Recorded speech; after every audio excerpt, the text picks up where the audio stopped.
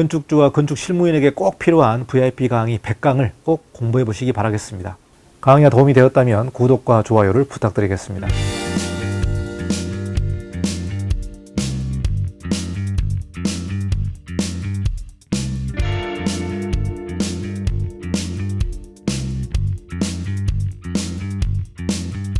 네, 안녕하십니까. 이관용 건축사입니다. 생활숙박시설에 관련된 용도 변경 문제를 여러분과 같이 좀 공유해 보도록 하겠습니다. 2023년 5월 1일자 국토부 질의외신이 나왔는데요. 여기 부분에 질문자가 추가 대책에 관련된 내용을 질문을 했습니다. 그래서 최근에 문제되고 있는 부분이 생활숙박시설의 오피스텔 용도 변경 문제가 되는데요. 자, 2023년 5월 1일자 가장 최근의 국토부 질의외신을 여러분과 같이 공유를 해보도록 하겠습니다. 어떤 질의외신인지 또 국토부에서 추가 대책 검토를 하고 있는지 이 내용을 살펴보도록 하겠습니다. 자, 제가 2023년 3월 30일에 이 영상을 내보냈는데요. 분양받고 피눈물 흘린다. 생활숙박시설 큰일이 났다.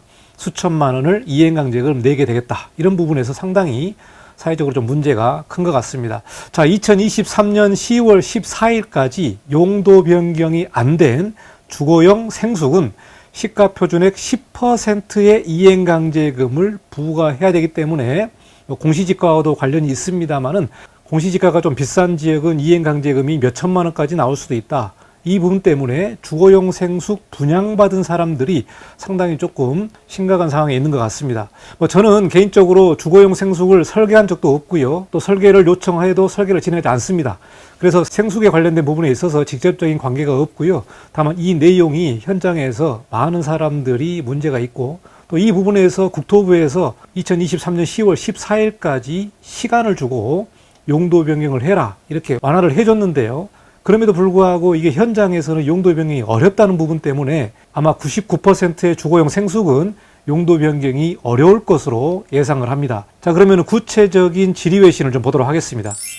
자, 2023년 5월 1일자 국토부 건축정책과 질의답변에 질의 내용이 되겠는데요. 자, 국내에 있는 모시 모동 거주하는 A 레지던스의 입주민입니다. 자, A 레지던스는 국감장에 논란이 있기 전 이미 입주 완료한 세대로 그 당시는 정부도, 세무서도, 지자체도 또 우리 입주민들도 레지던스라는 건물에 대해서 제대로 인지하고 못하고 있었던 상황입니다. 자, 그런데 시에서 A 레지던스의 현장 민원실을 차려놓고 전입신고를 장려했으며 세무서에서도 숙박업을 할 수 없는 시설로 판단하고 부가세 반납 요청 공문을 받았습니다. 자, 그래서 저희가 거주를 할 수 없는 건물로 인지를 할 수 없었다. 이 내용이 주 배경 설명이고요. 국토부 정책에 따라서 용도 변경을 희망하고 있으나 시의 주차장 조례에 막혀서 아무 진행도 못하고 있는 실정입니다. 이렇게 나와 있습니다. 주차장 조례가 문제가 된 부분이 되겠습니다. 새롭게 용도 변경을 하려면 용도 변경에 해당되는 용도의 주차장을 만족을 해야 되기 때문에 주차장 조례를 살펴봐야 되는 부분이죠. 이 주차장 조례는 전국이 동일한 게 아니고 지자체별로 다 내용이 다르기 때문에 해당 지역의 주차장 조례를 확인하셔야 될 것 같습니다. 자, 그런데 이 경우에 시의 주차장 조례에 막혀서 아무것도 못하고 있는 실정이라고 말하고 있습니다. 자, 그리고요, 시는 국토부에서 용도 변경에 대비하여 검토하라는 지침도 무시한 채 오히려 주차장 조례를 더욱 강화시켰습니다. 이렇게 하소연을 하고 있습니다. 국토부에서 용도 변경에 관련된 공문을 다 보냈거든요. 자, 이런 공문과 지침을 무시한 채 오히려 주차장 조례를 더욱더 강화시켰다고 말하고 있고요. 저희 대형 레지던스가 소형 오피스텔 건축법에 맞추다 보니 실제로는 주차장이 부족하지 않지만 현행법상 주차장이 부족하여 용도 변경을 못하고 있습니다. 자, 이 내용은 이제 현장이 좀 주차장이 넉넉하다 이렇게 말하고 있는 것 같은데요. 중요한 부분은 뭡니까? 주차장법에 맞는 법적인 대수를 만족을 해야 되는 부분이기 때문에 현장에 여유가 있어도 실제적으로 용도 변경을 진행했을 때 오피스텔에서 요구하고 있는 주차 대수를 만족을 해야 된다. 이게 왜 어려운 얘기입니까? 오피스텔은 세대별로 주차 대수를 산정하기 때문에 상당히 좀 어렵고요. 숙박시설 같은 경우는 면적 땅으로 보기 때문에 주차 대수가 약합니다. 그러니까 오피스텔로 바꾸게 되면 세대별로 주차 대수를 산정하니까 원룸 같은 경우는 0.5대잖아요. 이러니까 주차 대수가 많이 필요한 내용이 되겠습니다.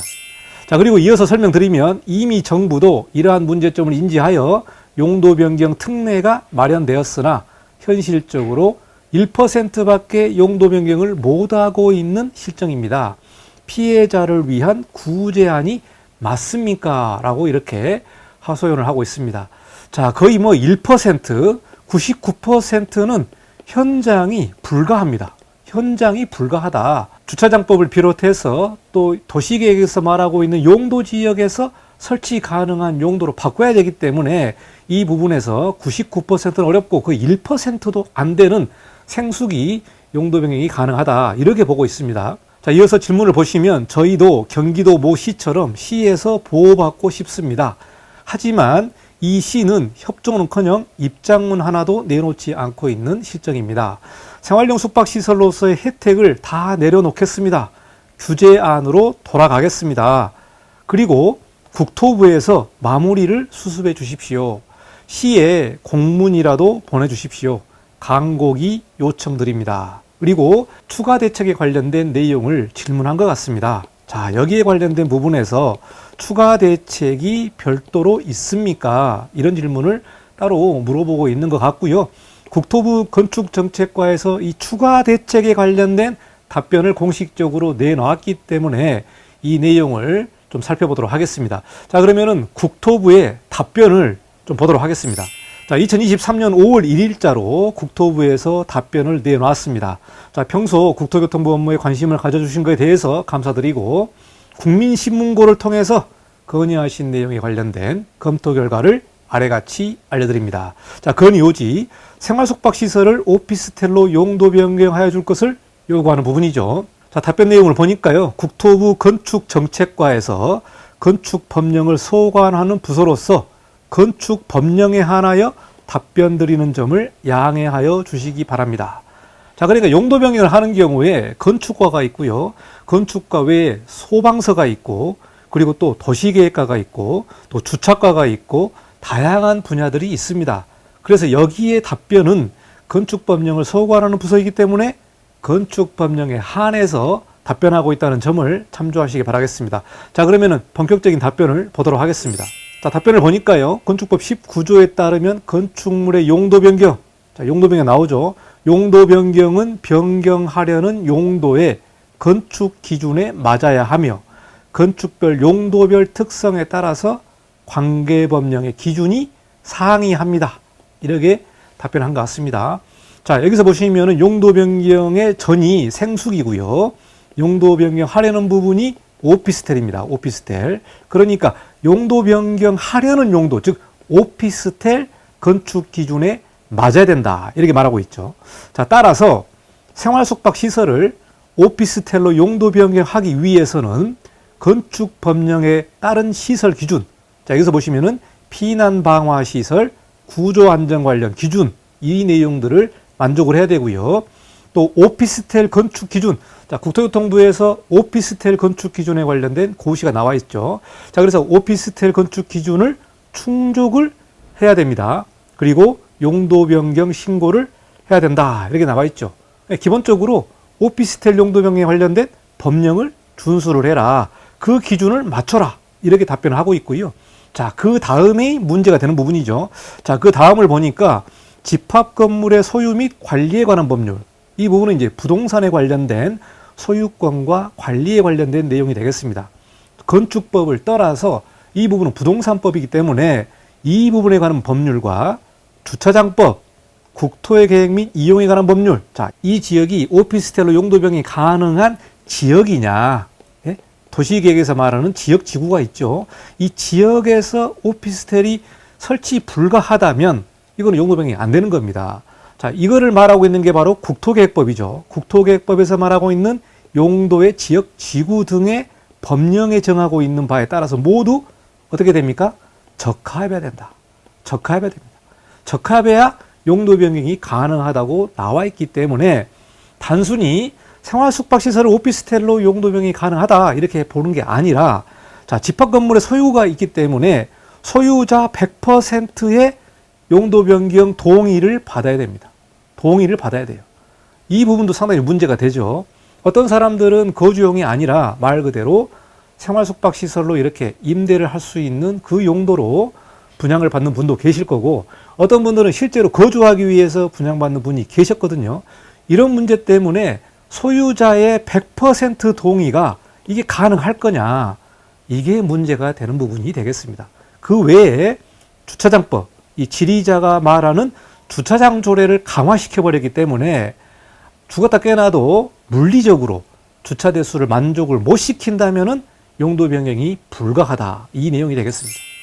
다만 우리 부에서는 생활 숙박시설의 주거 전용 문제 해결을 위해서 기분양 생활 숙박시설에 대해 오피스텔 건축 기준에 대한 일부 완화, 그러니까 뭐 바닥 난방이라든가 발코니 기준이라든가 이런 부분들을 좀 완화를 해줬죠. 그래서 2021년 10월 14일 날 시행을 했고 2년의 유예기간을 준 겁니다. 2년의 유예기간을 줬기 때문에 2023년 올해 10월 14일까지는 마무리를 져야 되겠습니다. 자, 이렇게 대책을 했고요. 동대책에 포함되지 않는 기준은 용도 변경하려는 오피스텔 기준에 모두 적합해야 되며, 해당 건축물이 이에 적합한지 그 여부는 개별 사실 판단이 필요한 사항으로 관련 자료를 구비해서 해당 지역 허가권자에게 문의하여 주시기 바랍니다.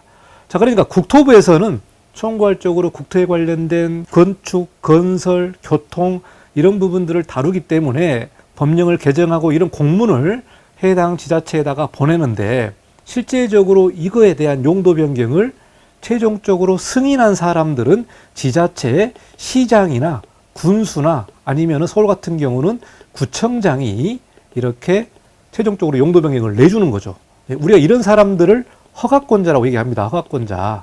그러니까 여기 답변 보시면은 허가권자에게 문의해라. 그 건축물이 용도 변경이 가능한지, 가능 못한지 이런 부분들은 허가권자에게 문의를 하라고 나와 있습니다. 자, 그리고요, 2021년 9월 17일 각 광역지자체에 생활숙박시설의 원활한 용도 변경을 위해서 협조 요청 문서를 시행한 바 있다. 그렇기 때문에 21년 9월 17일에 국토부에서 각 지자체별로 협조 요청 문서를 보냈다. 이렇게 답변을 하고 있습니다. 자, 여기까지 추가 대책이 안 나왔죠. 추가 대책 부분을 좀 보도록 하겠습니다. 자, 추가 대책을 보니까요, 아울러 타 건축물 용도와의 형평성, 주변 민원의 가능성, 그리고 법적인 안정성 등을 고려해서 추가 대책은 검토 중인 사항이 없음을 양해하여 주시기 바랍니다. 즉 뭡니까? 추가 대책은 검토하고 있지 않다. 이렇게 공식적으로 답변을 내놨습니다. 왜 이러냐면요, 생활 숙박 시설이 있는데요, 이 부분을 용도 변경을 하고 싶은데 주변인들, 즉 그러니까 주변 사람들이 이 용도 변경을 반대하는 경우들이 있어요. 반대하는 경우들이 있습니다. 이런 부분들 때문에 단순히 생숙에 관련된 관계자들의 용도 변경을 오피스텔에 맞으면 해주는 것이고, 그 위에 완화 조항은 검토하고 있지 않다. 왜 그러냐면은 주변 민원이 강하기 때문에 그렇습니다. 이 문제 때문에 추가 대책은 아직 검토하고 있지 않다. 그래서 이 부분을 5월 1일자로 국토부에서 답변을 했기 때문에 여러분이 잘 참조를 하시면 될 것 같습니다. 자, 그 다음에 주차장에 관련된 내용을 좀 보도록 하겠습니다. 자, 국토부 생활교통복지과에서도 답변을 내놨습니다. 그러니까 국토부 건축정책과에서 생활교통복지과, 즉 주차법이죠. 주차장법에 관련된 내용의 의견을 좀 받은 것 같습니다. 자, 그래서 이 내용을 보시면 주차장법 시행령 6조 2항에 따라서 여러 가지 내용이 나오는데요. 주차장법 보시면은 부설 주차장 설치 기준이 나옵니다. 자, 부설 주차장 설치 기준에 따라서 해당 지자체장이, 즉 군수라든가 시장이라든가 서울시 같은 경우는 서울시장이죠. 서울시장 같은 경우가 2분의 1 범위에서 그 설치 기준을 조례로 강화하거나 완화할 수 있다. 더 강력하게 할 수도 있고 더 약하게 할 수도 있다. 이 부분이 국토교통부에서 답변을 했고요. 자, 이어서 답변을 보시면 시설물의 종류와 규모를 세분해서 용도라든가 면적이라든가 이런 부분을 따져보고 강화 또는 완화의 정도를 허가권자가 정할 수 있기 때문에 이 부분은 각 시라든가 군, 의회에서 이 주차장 조례를 개정을 해야 됩니다. 주차장 조례를 개정을 해야 되는 부분인데 아까 질의자 내용을 보니까 그 시에서는 생수계 관련된 내용, 다른 주차장 조례를 더 강화시켰다는 부분이죠.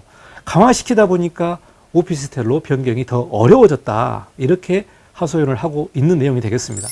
자, 따라서 생활숙박시설의 오피스텔로의 용도 변경에 따른 부설 주차장 설치 기준 완화에 대해서는 해당 지역 허가권자가 주차 수요의 특성이라든가 증감 등을 종합적으로 고려해서 필요하다고 인정하는 경우에는 조례로 규정할 수 있다.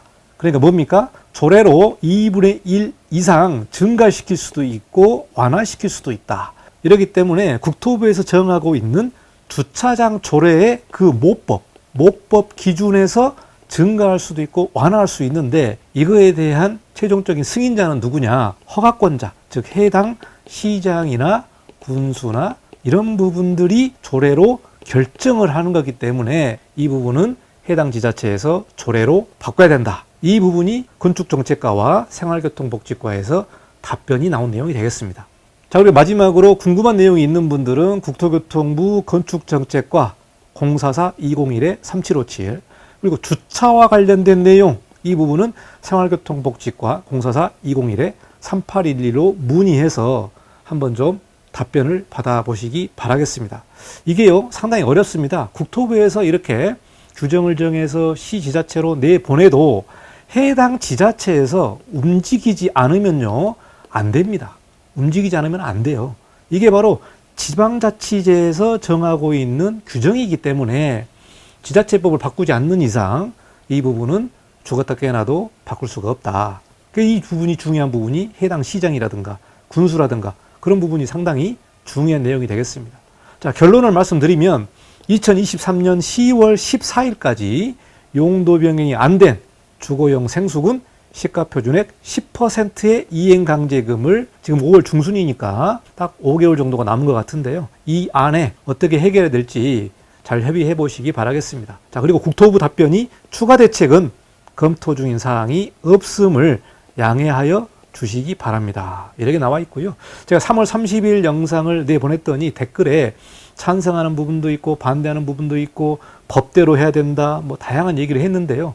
뭐 저보고 뭐 생수편을 너무 드는 거 아니냐 이렇게 또 댓글을 남겨두신 분이 계셨는데 저는 국토부에서 정하고 있는 이 행정조치 이 행정조치를 왜 냈겠습니까? 민원이 워낙 많기 때문에 2년간의 행정조치를 내놨잖아요. 그래서 2년 안에 이 부분을 좀 빨리 해결해라. 그런데 국토부에서 내고 있는 완화 조건이 현장하고 너무 안 맞다.